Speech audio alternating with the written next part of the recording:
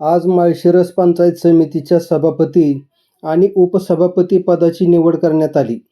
यामध्ये मोहिते पाटलांच्या राजकीय मुत्सद्देगिरीचे दर्शन अनेकांना झाले. राष्ट्रवादी काँग्रेस शरद पवार पक्षाकडे माळशिरस पंचायत समितीमध्ये बहुमत असतानाही मोहिते पाटलांच्याच ताकदीवर 2 जागा जिंकलेल्या शिवसेना शिंदे पक्षाच्या उमेदवाराला सभापतीपद देणे म्हणजे अचाट राजकारणाचा भन्नाट नमुनाच म्हणावे लागेल. दत्ता मगर हे मोहिते पाटलांचे निष्ठावंत, तरी त्यांना निवडणुकीत उभा केले ते शिवसेना शिंदे गटाकडून. त्यात पंचायत समितीचे सभापतीपद हे सर्वसाधारणसाठी राखीव होते.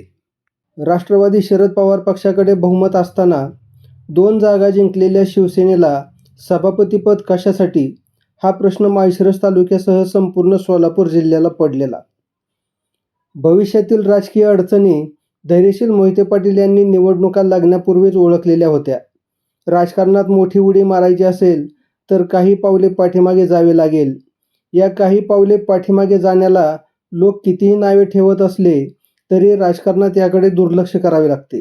यांनीही धैर्यशील मोहिते पाटील आपल्या भाऊजाईला किंवा आमदार उत्तमराव जानकर यांच्या पत्नीला सभापती पद न देता ते दत्ता मगर यांना देऊ केले. या पाठीमागे फार मोठे राजकारण लपले आहे. सध्या सोलापूर जिल्हा परिषदेवर भाजपाची सत्ता आहे. जिल्ह्यातील कोणत्या पंचायत समितीला किती निधी द्यायचा हे भाजपा ठरवणार. त्यामुळे माळशिरसवरती अन्याय होण्याची भीती. मग यावर उपाय काय? तर शिवसेना एकनाथ शिंदे हा पक्ष सत्तेतील पक्ष आहे, भाजपचा मित्रपक्ष आहे. त्यांच्याच उमेदवाराला सभापती केले तर निधीची अडचण होणार नाही आणि नगरविकास खातेही एकनाथ शिंदे यांच्याकडे आहे. आपल्याच पक्षाच्या ताब्यात असणाऱ्या पंचायत समितीला एकनाथ शिंदे निधी कमी पडू देणार नाहीत. भरपूर निधी मिळाला तर पालकमंत्री जयकुमार गोरे यांचे माळशिरस तालुक्यातील राजकारण फसेल. येत्या नगरपंचायती आणि ग्रामपंचायत निवडणुकांकडे लक्ष ठेवून धैर्यशील मोहिते पाटील आणि उत्तमराव जानकर यांनी भाजपचा बरोबर कार्यक्रम केला आहे.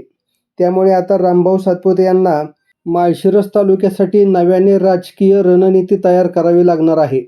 मोहिते पाटील व जानकर यांनी अनेक दिग्गजांची समजूत काढून हा शिवसेनेचा सभापती करण्याचा राजकीय डाव खेळला आहे. भविष्यकाळातील राजकारणात अनेक उलथापालथी होणार आहेत. माळशिरस तालुक्यातील अनेक मोठे राजकारणी एकनाथ शिंदे यांच्या शिवसेनेत जाण्याची शक्यता आहे. या पाऊलवाटेची वहिवाट करण्यासाठीच या हालचाली सुरू आहेत. मोहिते पाटलांचा हा राजकीय धक्का अनेकांच्या पचनी पडणार नाही, पण पुढील काळात याचे झालेले परिणाम पाहून मोहिते पाटील यांनी खेळलेला डाव खरा होता हे सगळ्यांच्याच लक्षात येईल.